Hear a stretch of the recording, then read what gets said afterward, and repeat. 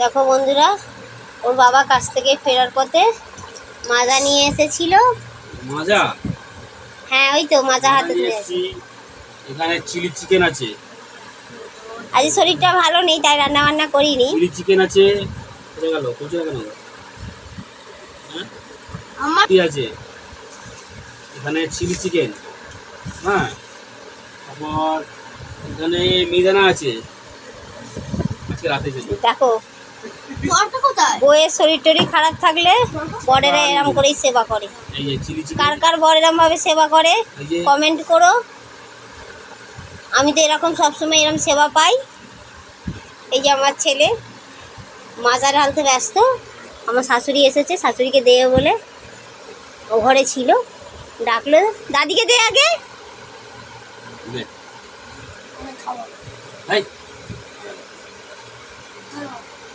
দাদিকে দিবি তো? এই আবার কি?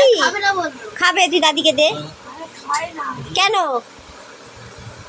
তুমি দুটো খাও, ওটা ঠান্ডা, খুব ঠান্ডা গো। আমি ওই জন্যই তো দিচ্ছি। ভালো তো, খেলে ভালো লাগবে না?